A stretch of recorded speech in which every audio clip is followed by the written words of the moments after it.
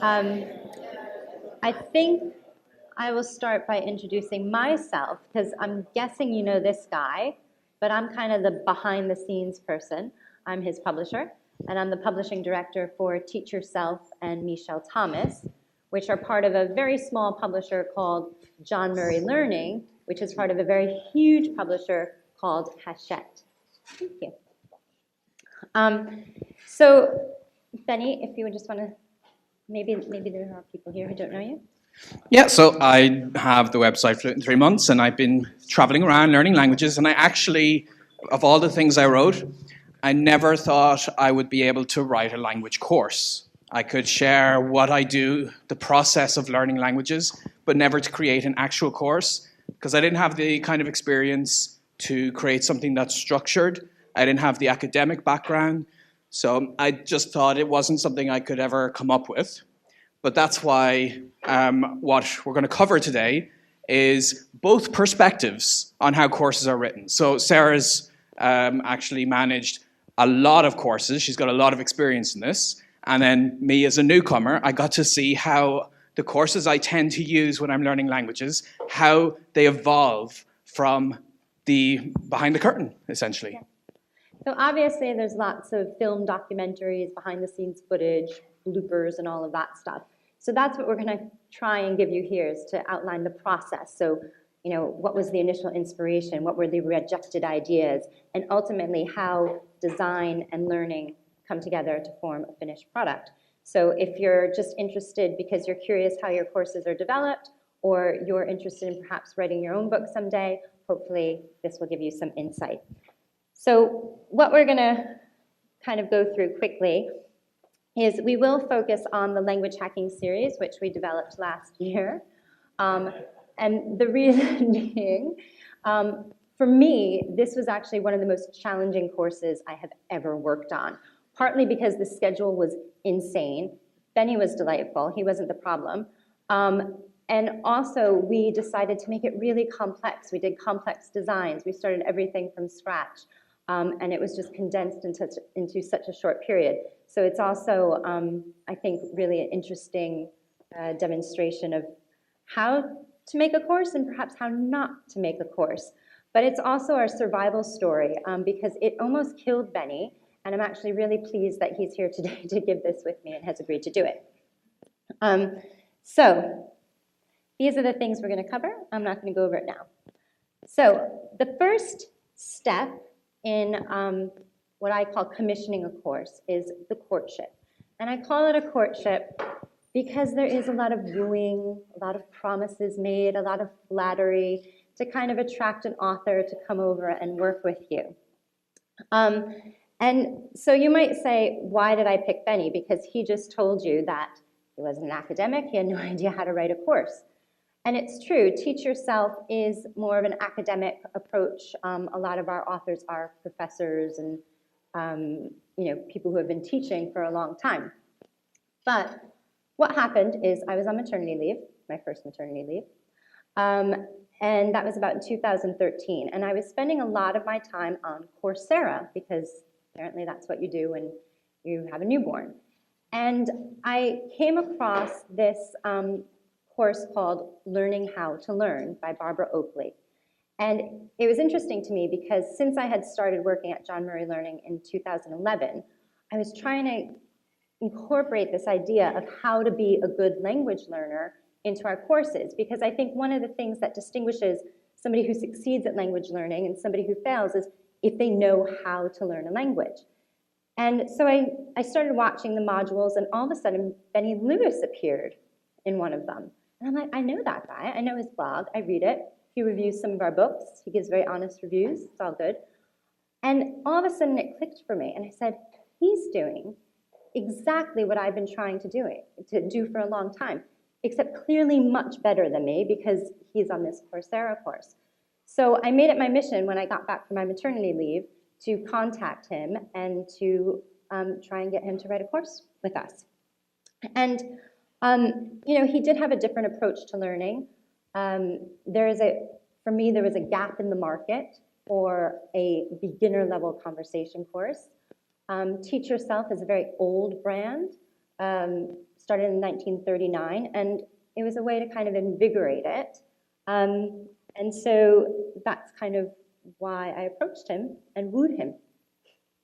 Yep, and of course, I had been using Teach Yourself books for the entirety of my language learning history, and even before that, as I grew up, there were Teach Yourself books on my parents' shelves from when they had their honeymoon to travel the world and would learn languages. And some of you may remember the old style that the covers used to look like. So that kind of history, and even John Murray, the kind of parent branch of Teach Yourself, they're the publisher of Charles Darwin's Theory of Evolution. So you've got that really like established, true educational platform, and I figured that could be a good combination to somehow like find a way to balance a course structure with a different learning style that I wanted. And what I really liked as we were discussing was that Sarah was very open to, rather than just putting my face on some new course, to actually make it genuinely change based on my language learning approach. And this allowed me to break into that whole space and maybe influence how courses could develop over the next years. Most definitely. He did make us, I don't know if it's going to work. We wooed him, but then he wooed us back a little bit, and he actually made a YouTube video. Hey, John Murray Learning. How are you doing? This is Benny Lewis, and I'm so excited that I'm going to get to work with you guys to create what I hope is going to be the best language learning course in like 100 years. I won't play the whole video. It's not, I don't think it's live on YouTube. It was just like a private one. Yeah. But he sent that to us, and we all really enjoyed it very much. So the contract, this is the nitty-gritty stuff. It's necessary. It's not always fun, but I'm going to let Benny talk to you a little bit about that. Yeah, so once we knew that we were going to be working together, it was actually a process of several months just to figure out the logistics of how this is going to go forward. And we had to discuss a lot of parts of like who was responsible for what, because this is a new kind of thing for me. I was used to working by myself. I was used to writing a book entirely by myself, and in this we were going to have a large team of people. So figuring that part out, and a lot of it was a bit too complicated for me. I couldn't actually figure it out because it was a lot of legalese. So the way I would work with that was actually through my agent, and he helped me to figure a lot of things out, including the revenue side of things. So when it comes to when or if you're going to be publishing a book, there's actually two ways to do that. You can self-publish it, or you can publish it traditionally with a publishing house who'll actually print it for you. They'll get it in bookshops, they'll get it on Amazon, or if you self-publish it, you can sell it on your own website, and you can even get it on Amazon, just not to the same level of exposure. So the thing is, if you're doing this purely for a new means of income, then the best way to do it is to self-publish. And I had been self-publishing for a very long time. I'd already written a large number of ebooks that I could sell on my site, and I would get all of the profits from every single one that were bought. But with traditional books, the author tends to get maybe around 10% of the cost of the book. So the choice for me was not actually about, here's a great chance for me to get a new source of income. It was more this, I consider the change in income that I might get per book sale as a chance of getting free advertising, because I get my brand, my message on bookshelves around the world. I get them promoted by the publisher. They put their own marketing team behind it. So that's kind of a way for me to break into that other space. And then that comes back to my platform, and it's a way for me to earn from that. And then essentially, like I was mentioning, the agent, he's the guy who I got to actually do the negotiations because I couldn't handle any of that. My agent, fortunately, is the same agent as the guy who signed the book, The Martian, and the movie as well, The Martian, same agent for both. So very lucky that he's super experienced, and he did all of the nitty-gritty stuff. And I know from experience, from writing a different book in the past, that working with an agent is way better, because anytime I would have gone to the publisher directly and said, I demand this change here, it would have created a lot of tension. But something my agent said to me once is, you have to be a fluffy bunny as far as the publisher is concerned. So the agent is the bad guy, essentially. Yeah. Your agent was a good guy, though, I have to say. So Benny finally agreed to work with us. We got the contract agreed. So what's the next step? We sat down and we had what I call a kickstart meeting. We met in Paris for 2 or 3 days. And this is where it kind of all came together. He had a proposal that he sent in. It was good, but we needed to sit down and figure out exactly what it was we wanted to create.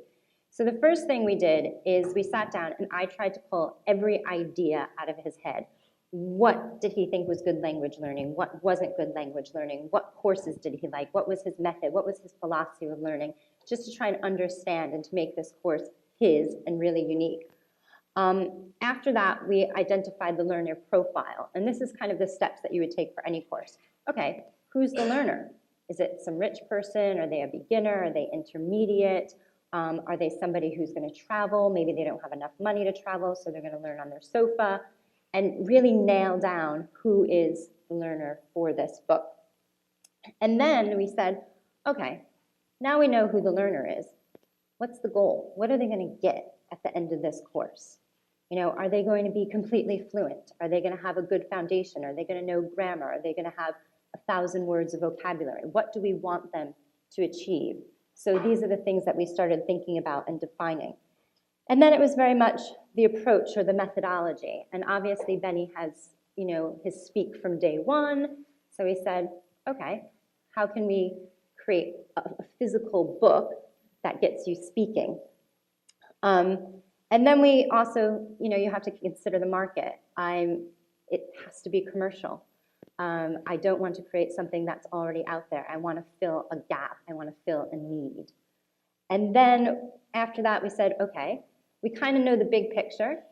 Now we need to look at the specific features of this course. What's going to make it the USPs, the unique selling points? And I think, Benny, there were a few things that we really did nail down during that time. And one of the things was creating an online community for the course. We had this proposition that you speak from day one. Well, unless you want to speak to your mirror, that's going to be really difficult to do with a book. So at that point, we decided we needed an online forum. Yeah, and on top of that, we needed maybe something established. Because one reason I never really wanted to get into making courses originally is that whole aspect of you're never going to be able to speak to your book. But we partnered with italki, and we managed to incorporate them into the flow of the book such that we were sending people to italki to start having conversations with real human beings. And that's what made me know that this course could actually do what I wanted it to do. It could both teach them the language and show them how to just start speaking the language. And then it sounds really funny. So the course wasn't even written, and I said, we have to write the back cover copy. And Benny's like, how?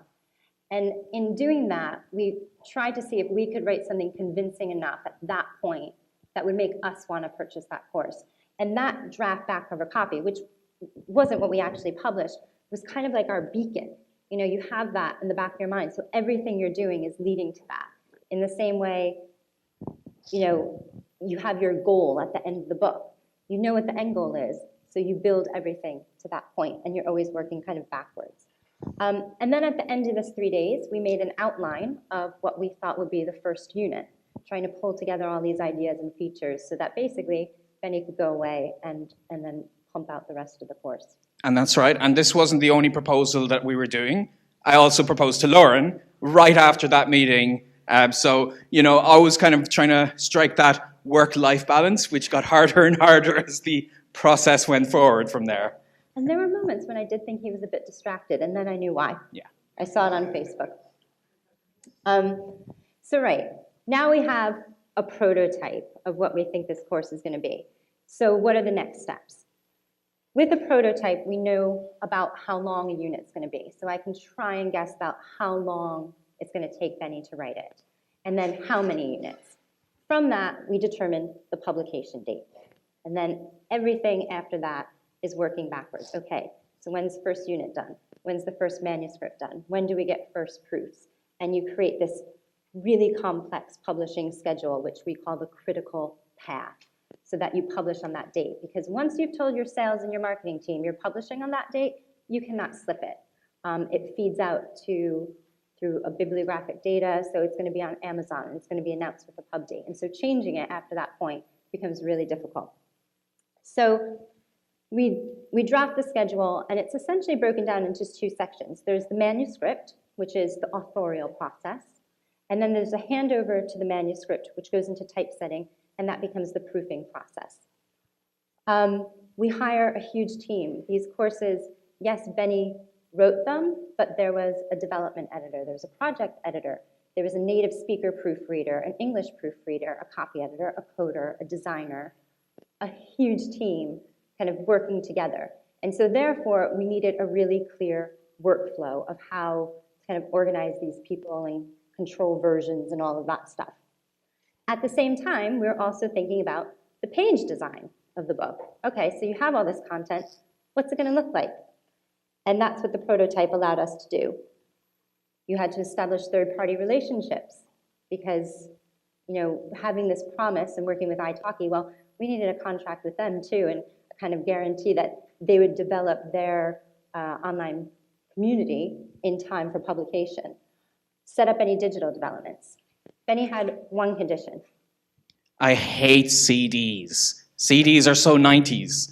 So the mere suggestion, let's have a CD with the audio. I was like, do people still have, like, can you play CDs on record players or something? I don't even know how to play them anymore nowadays.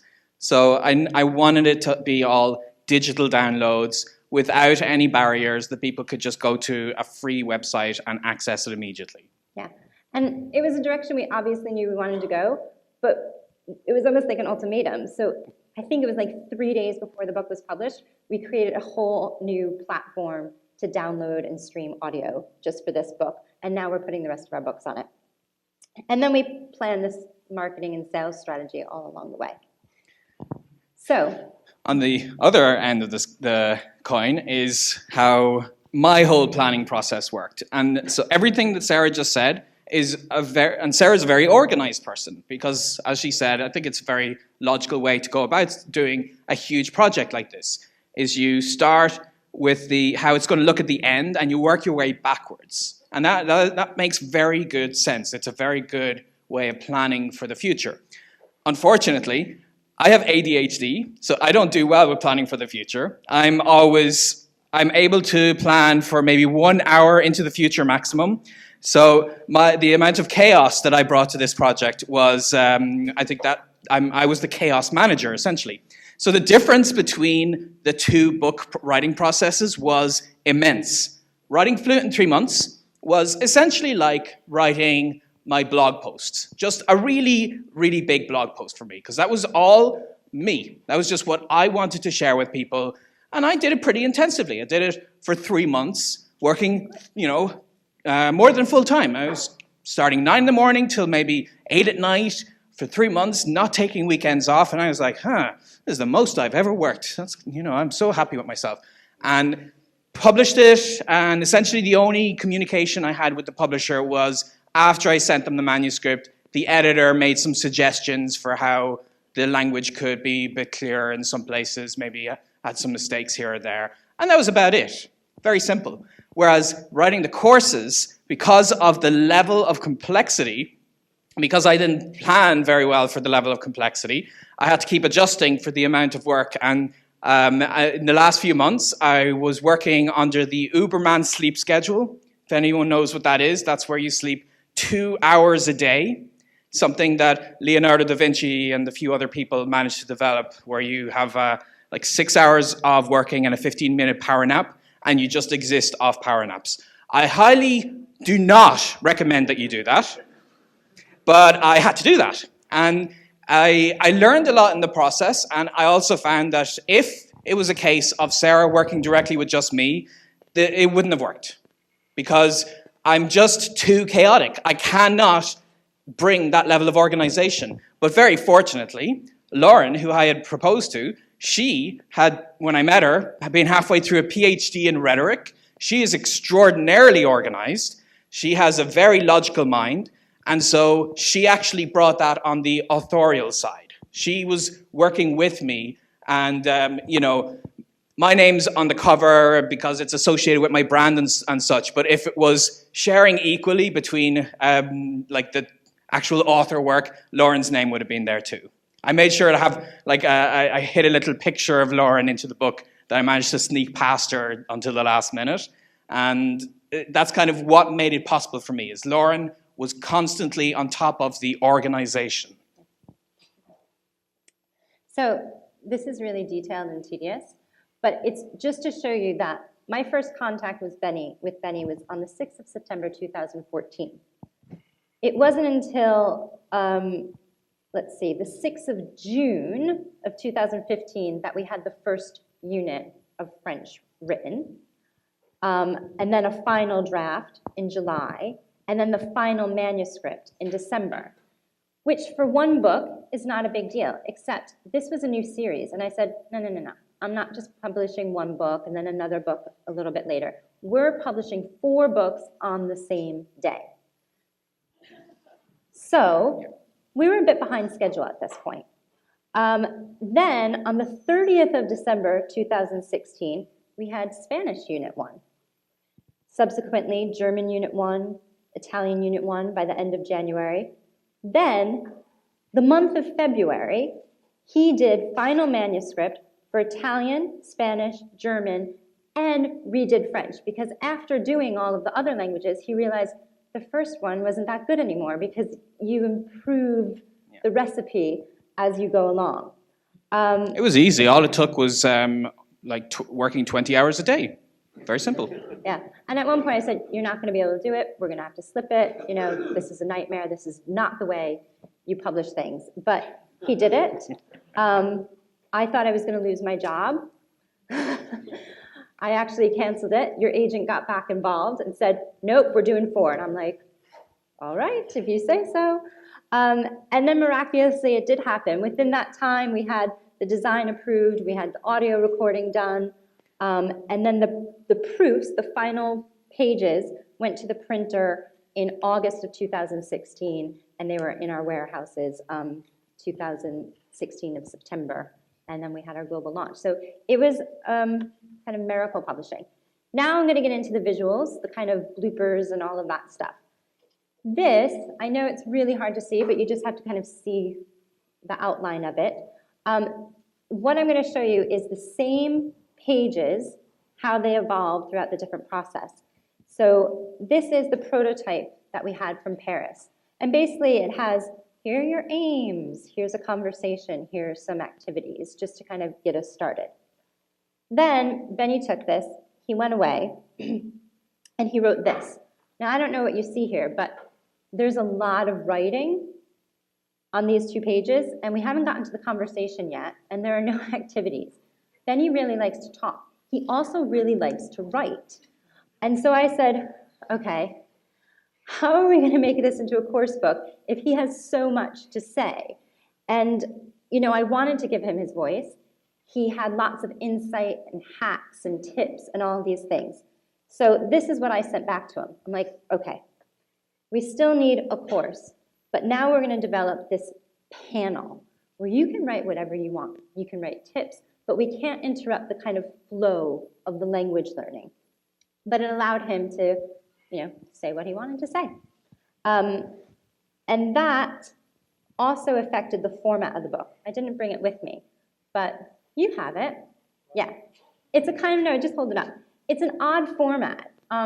We were going to do it a lot smaller because it's a beginner course. We wanted to keep it at a cheap price. We didn't want it to look too intimidating. But now I had this panel. So I'm like, we need something a bit wider. So we went with that, which is actually a non-standard format and quite expensive to print, I found out later. So then this was the next draft, which, you know, you still have to write it as a manuscript. You can't have lots of boxes and stuff because the typesetter won't accept it. But you can start seeing it taking the form with the tips and the missions and the prep and all of that stuff, and new language was coming in. And then this was the final draft, essentially, of Unit 1, the first 2 pages, which then became our prototype, which then allowed us to move to page design and things like that. Is there anything else you wanted to say about this process? No. Okay. This is my thing. So that manuscript that you last saw then went into what we call first proofs. So this is the first time you see the book and the design come together. And this is what it looked like. And in first proofs, you're basically finding all the errors that the typesetter put in or that you missed when you're copy editing it. So things like this where je should have been on the next line. This is light. These pages are completely marked up.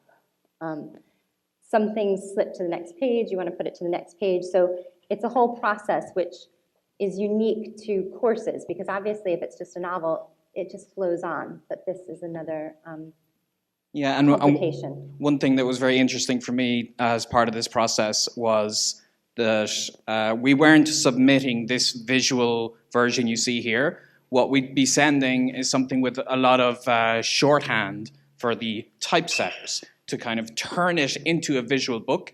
And it's something I appreciated a lot because it brought me back to my coding days. If anyone knows HTML, it's kind of like those triangle brackets where you say, this is bold, this is header 1. We would actually have that in what we are writing. And that's how you got to this point, because you were giving the people who are actually creating the visual version of the book what directions they needed to follow. Exactly. And then this was the final published page. So you kind of see the columns, you see how he's, the handwritten text is when Benny's actually writing a little note to you and things like that. But how did we get this page design? Somebody just didn't walk away and say, okay, it's going to be blue and it's going to have this font and all that. Every single design element had to be decided upon and briefed. So page design is actually one of my most favorite things. One of the things we also had to consider was the extent. Benny would have loved to have written a 500-page book, and I wasn't going to allow that to happen. So we had to limit it. We actually went from 4 conversations at one point to 3. I tried to get it down to 2, but it wasn't happening. But really, page design is instructional design, which perhaps some of you have heard of. And basically what it is it's making sense of the content to the learner. And my rule of thumb, what I said to authors, what I say to editors, is that you need to be able to look at the page and not read one instruction line and know exactly what you have to do. It has to be clear, simple, not intimidating, beautiful, and that's things, so you make decisions about hierarchy. You have your big heads, your smaller heads, all these little details that might bore you but fascinate me. How do we design the activities? How much space do we want on the page so it doesn't look cluttered? How do we design each and every feature, and what does it look like? We have realia, which are basically like when you're in a book and something looks like a blog, but obviously it's not really a blog or a website. It's called realia. And then the illustrations, and also the online resources and how that's going to actually interact with the page. So then we had to think, right, let's get some inspiration for this. Yeah, and one thing that I really like to do as a blogger, YouTuber, and all that is get inspiration from completely different industries and see how can I bring those into language learning. And Lauren is actually a fan of Alton Brown, if anyone you know him, where he does cooking shows and stuff, and he made this book that was just about gear in your kitchen. So which frying pans you should get, stuff like that. And what was interesting is if you look at it and you see on the right there, so he would have his main part, the core that he'd be explaining things. But sometimes he wanted to have a little humor. He wanted to give something that was purely opinion that he couldn't base off research or anything. And that's where he had this little bubble on the side with handwriting. And that was what we got inspiration from to put those side bubbles into our courses. Because what I wanted to do is sometimes just reassure people. Because one thing we did slightly differently in the language hacking courses is give people permission to make mistakes. But that's very hard to do in a traditional course format, which we still wanted to follow to be able to properly instruct people. So sometimes we might teach a rule, and then I feel like I would sneak in on the side and I'd be like, don't worry if you don't understand that. You don't really need to know that. And sometimes that kind of little nudge and an opinion and permission for people to make mistakes and even shortcuts on the side, that was what gave the book a bit more personality. Definitely. So they came equipped with this, and then I continued looking at other things out there. So this is a YouTuber biography, and I said, okay, how am I going to set certain features apart? Well, we have color on the page, so if you ever look at this book, there are language hacks, they're all blue. There's these little floating things that design the page and make it a bit more interesting. We use little cogs because they reminded us of hats. We also looked at cookbooks, so how to separate the columns on a page and how to make those little notes that Benny wrote stand out. And so we brought in all of these designs, and that was basically the brief that went to the designer. So this is what it actually started out looking like. The one on the left is the first thing. It's the content that you've already seen. And I got it back, I'm like, yeah, it looks good, but it's a little boring. Nothing's really popping out at me. And then so the designer went back and we got the yellow version. And I'm like, okay, we're getting there. It's a bit more fun. Yellow's not the easiest color to read from. Like, I think it could be a bit more interesting. Then we got this one here, which you see on the left. And I liked it. I'm like, okay, this is starting to look a little bit different. But those blocks look more like writing forms. And this is all about speaking. And so, as you can see, I gave a lot of feedback. And then we ended up with the one on the right, which you can see have little like speech bubbles because this is all about speaking. And then I wanted a little image of Benny, which was starting to appear. These are the briefs I put, like, you know, we didn't end up with that, but kind of like a Superman thing. And then eventually, we got this, which was the design brief that went to the typesetter. The next thing was, okay, what are the illustrations going to look like in the book? And Benny had quite fixed ideas about this as well. Yeah, because when it came to the visuals, a lot of the stuff that made it look as good as it was, I had no experience with. But when we had our first illustrations come back, it was the one on the bottom right, which to me, I was like, why are our language learners dying of starvation? That was my first reaction. I was like, why are they so skinny? That's not, I don't like these at all. And everybody was like, no, but they look great. And I was like, no, they look too matchsticky. Make them look a bit more realistic. And then they came back with this one. I was like, too realistic. So, you know, I was a little bit of a pain in the ass, but I was pushing it in a direction where I felt the visuals would represent the theme of the course that I wanted. And we came to this one. So they were a mixture between the two. They were realistic while also having extraordinarily thin limbs, you know? So everyone was happy. Basically, we had to go with somebody who did cartoons for The New Yorker, and that is the person who did this. There are many, but this is one of them. But they're kind of timeless and cool, so I agreed. Then there's the cover design, okay? Don't judge a book by the cover. BS. We all judge books by the cover, and I wanted this one to be amazing. And actually, as much as I love that instructional design stuff that probably bored the heck out of you, I hate doing covers. It's how do you encapsulate everything about a course on one page and what it has to say. And it's the responsibility of the publisher to create this brief, to write the copy, to define what's on the page, and give it all its kind of ideas. But luckily, I have a great design team. So what we decided, first and foremost, that we wanted Benny on the cover. This was a new brand for us. It was very much driven by Benny. So we needed to decide what Benny was going to look like on the cover and what he was going to wear. So the designer created these kind of storyboards and ideas for the cover shoot. And again, we didn't look towards other courses that were out there, other language courses. We looked completely different. So here's a biography. The idea of like having all these kind of words and different things on the cover was really appealing. And then these were the sweaters or jumpers that we wanted him to wear as well. I'm just going to quick go through this. We also thought about how he would appear on the page. You know, Jamie there, again, looking at cookbooks and different things, comedians, strange men, apparently from the 1990s, holding up signs on the street, became an inspiration. And then I call this kind of like the thinking man look. Will it be a bubble coming out of his head? We didn't know, but we needed the photographer to kind of do all of these scenarios for us. And then we also thought of how he would appear on the back cover at the same time because we needed the shoot done.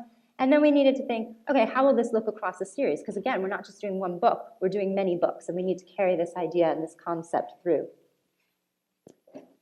And this was one of the first drafts we got, which was, I think, like the thinking man look. Yeah, and to get all of these shots, it was an entire day almost of photo shoots, thousands of pictures being taken. And then when the book was finally put up, somebody on Reddit said, so someone's clearly photoshopped Benny's neck away. And I was like, you're not 100% wrong, because it wasn't photoshopped away, but it is an unnatural thing, because when people take photos, it's a thing apparently models do. I had no experience in modeling before, and the photographer was telling me this, that when you're taking a photo straight on, what models or people on book covers tend to do is stick their neck out like this. And you won't notice it because you're looking directly at them, but if you don't do that, they have the fat neck look to them. Yeah. And I was like, oh, I don't want that, don't want that. So this is we had a series of 3 that came out. We rejected these. This was Benny holding a sign. I liked this one, but there's a whole panel actually that decides this. Unfortunately, it's not just me that didn't like. This was the 3rd one. We all liked this one, okay? We liked the way Benny looked on the cover, the kind of waist up. He looked authoritative, yet approachable, yet really funny and kind of friendly and cool. I liked the way that language hacking was there. And yeah, it was just working, but it needed tweaks because I don't know, when you look at this, what's the first thing you say? It's kind of like everything's popping out at you. You don't really know what to look at, what to read. So it was a bit of a mess. So again, I gave all my feedback to the designer. And, I brought in some things from Benny's website, like the language hacking logo, some of the colors that he used that I thought were really strong, changing the hierarchy and moving things around and all of that. They loved me.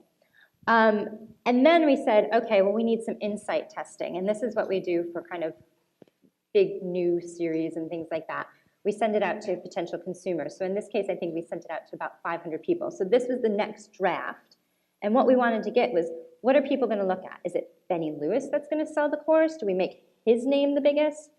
Is it language hacking? Is that going to appeal to people? Or is it just French? Is it the language that's important? Anybody want to take a guess of what it was? It was French. Yeah, no offense, Benny. So Benny's name went down, though, and a lot smaller. Language hacking was still important because it was a new brand and new series, but hopefully what pops out to you here is the language, first and foremost. And then again, we were experimenting with 2 different kinds of text. There was still a feeling that there was too much going on, too much color, all of that stuff. So we simplified it.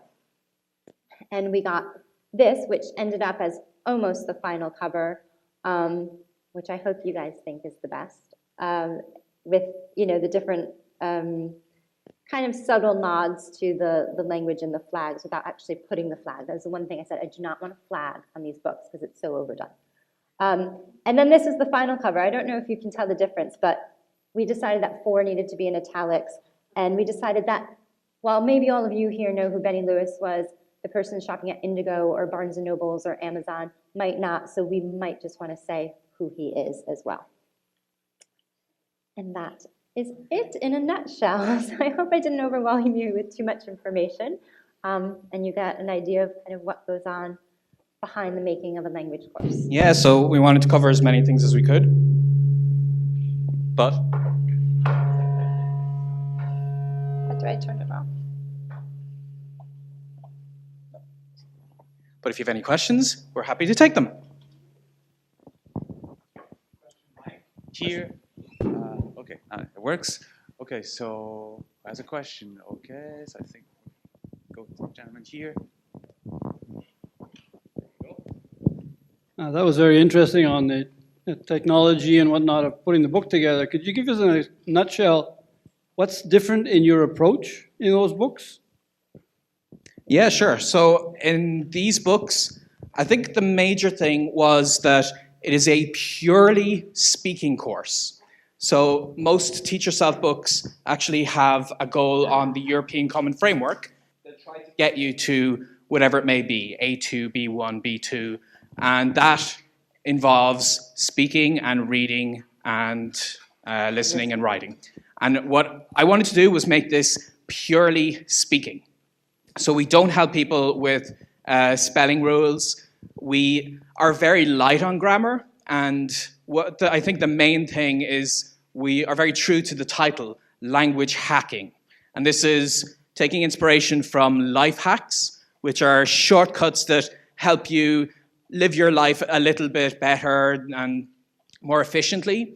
So we have these shortcuts to maybe mnemonics to remember vocabulary, or maybe getting around grammar issues, like if you can't remember conjugations, maybe using a modal verb and presenting it as simply as we could to people. So it was taking all of that and making it work in a course format. Yeah, obviously there are lots of conversation courses on the market and speaking courses, but none at a truly absolute beginner level. And that's ultimately we wanted to create, was a conversation course for beginners so that they could have conversations right away. Yeah, and each unit, they have an actual goal. So the goal is not that by the end of the book, like you study the book, and at the end of it, then you can go out and have a basic conversation. We want people to start speaking it within the book already. And even before they finish a unit, we want to send them away and have a conversation with people. So at the end of the unit, we have a spoken goal. They want to be able to introduce themselves. Maybe they want to upload a video on YouTube of them speaking that language and integrating with a website that allowed us to do this, because I think doing it just within the book is not going to be as easy as getting them the resources that they could upload online and use an online community. So the book I kind of saw the purpose of the book was to get them out of the book. Yeah. So raised hand here. Oh, it's true. You had a question too. Okay, maybe we can do. You had raised for a long time. And then... Benny, how did you? I imagine you didn't see yourself being involved in the, with Teach Yourself and other language learning. How did you find yourself in the career that you are? Sort of, since you didn't plan on it, how did you find yourself where you are now, having a book published by Teach Yourself and your name on all bookshelves? If I had to summarize it as briefly as I could, constant experimentation. Because I definitely did not plan to be where I am now through some long-term, very structured idea.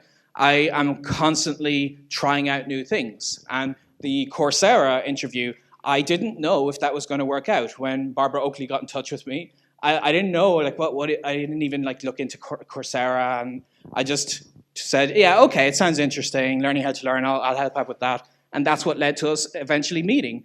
And every part of how my blog has grown and how I've learned a lot of things I have in my travels have always been to push myself to new limits. And that's naturally opened me up to making tons of mistakes. And I've fallen flat on my face and failed in many, many ways over the years. But the more you try, the more you'll succeed. And as long as you are okay with all of those failures, you're going to have more and more successes. And that's kind of what I would say if I had to summarize it in a nutshell. We have 2-3 minutes left. I think you had your hand raised at the very beginning. And so if you want to ask your question, we have... Yeah, thanks so much, Benny. Huge inspiration. How's the book doing and how's the online community doing? Is it going as well as you'd hoped? Is it exceeding expectations, underperforming? It is our best-selling language course right now. It published the end of September 2016 in the US. And I'm not revealing anything. It was big. It was 20% of our sales, which you might not think, okay, that's huge. But Teach Yourself languages is massive. It's also non-languages stuff. And it was only selling end of September, October, November, December, and it was 20% of our sales. So it's really resonated with people. I think on italki, they've had over 200,000 visits to that. I'm not saying 200,000 people have bought the course, but obviously because it's on italki, other people are curious about it. You can do the missions without buying the course necessarily. And actually, in terms of partnerships, one thing I will say is that a book is never done. We're constantly, making corrections, doing updates, thinking of new things to do. And as of today, 5 units and conversations are now available on Link. So if you did want to go and check some of it out, then you can go there and then decide if you like it. You can buy the course. Yeah, I'm just thrilled with how successful it's been, and it's been in large part because of how much passion Sarah has had to put into the books and promote them. And I kind of found with Fluent in 3 months, it did pretty well, but that was all the effort I put in, whereas these did as well as they did because it was a joint effort. It's not quite 3, like 2 minutes. We can do a quickie. I had a hand raised there. Yeah, you all want to ask questions. Unless you can do like 30 seconds, maybe I can get Diana's question, but Yeah, really, we do really have a quick. book signing after this, so if you do have other questions Yeah. just for Benny, you can ask at the table. Yeah. Okay, so my question is, who is your target audience, and how did you let them know, like on the cover, that this is for them and not some other book? Good question. Well, we made it really, so the target audience, I think, is for people who, are the language shy. They want to learn a language, they don't think it's for them, they maybe aren't going to go live abroad, they're perhaps a bit too scared to speak, but somehow doing it in the comfort of your own house online. I think one of the big things is that in the conversations, you're not always going to be at the farmer's market in Spain. You might be on a Skype call with a native speaker. So it's for the much more modern language learner, not necessarily young, because I can say like everybody at all ages has bought this course. And how we made it clear is that we said it's a conversation course. It's for beginners. And we really tried to appeal to people by saying, learn by speaking right away, embrace your mistakes, all of the things that Benny really kind of promotes in his own style of learning. And I think we tried to really attract people with this 20-80 principle of do 20% of the work and get 80% of the results. That sounds really good. And actually, it's possible because one of the things that's also unique about this course is that Benny said, okay, you can learn everything and all the details, but you don't need it. Here's the stuff that you need. Forget about the rest. Learn that later when you're competent. Go pick up another, complete Teach Yourself course or a grammar workbook, but just get what you need to move on quickly. So we hope that we tried to communicate all of those things as much as possible, and I think it's worked. But Benny's also promoting it as well. Yeah, and on top of that, we didn't see this as replacing courses that are established. We saw it as getting people speaking, and then when they want to have a solid intermediate level, when they want to pass exams, when they want to be able to write and work professionally, they would go on to other courses, but maybe they'd go on to those courses with the confidence of having already spoken the language. And that's what we were thinking. Yeah. Let's question, let's answer. Diana, close it. Okay, Benny, the question is for you. I might have missed these slides, the slides in the beginning. I don't really remember. So my question is, I haven't really seen the books yet, so I'll do that after here. But my question is, so you have the Spanish, Italian, German, the French. I understand it was a joint cooperation with the publisher, but how long did it take? Are you the one that created all this content, wrote the books according to your knowledge of the languages? How long did it take you to write all this? Because you said that it was 3 months from it was May 2015 to July. How long did it take you to write? The 3 months was for my first book, Fluent in 3 months. Which of course I wrote in 3 months because 3 months was my thing for that. But these books, this was written over well, it was a 2 years 2-year process between the time that we made contact and the time that they were published. Yeah. But the intensive writing was So the intensive writing year. was done by you, or was it a joint cooperation? This is what I'm trying to understand. Where did you get the terms of your course? Because I'm a language instructor as well, right? So how did you get How did you choose like to select what your course creation is to go into this book with like all these different languages? So the content side was essentially the author side. So that was me in terms of what I was bringing to the table, but a lot of it I could not do myself. So Lauren helped me a ton. And then, for instance, Judith is around here somewhere. We actually brought Judith in to help with language hacking German because I was thinking, I need help to come up with good examples and conversations that are going to flow very well. So we brought other people in, but that was ultimately my responsibility to help with the content. And then the development editors would help steer that in the right direction so that it worked from a teaching perspective, from a learning perspective. Yeah. I mean, we work together to create the prototype, but then it's the author's responsibility, obviously, to do the content. But we, as the publisher, provide these development editors who are also native speakers as well to kind of inform it and direct it and make sure that there's cohesion among the So it was a total of 2 years, you said, 2 years? The writing, the whole process was 2 years. I would say the writing of it was a bit over a year, but I normally do one book in that time.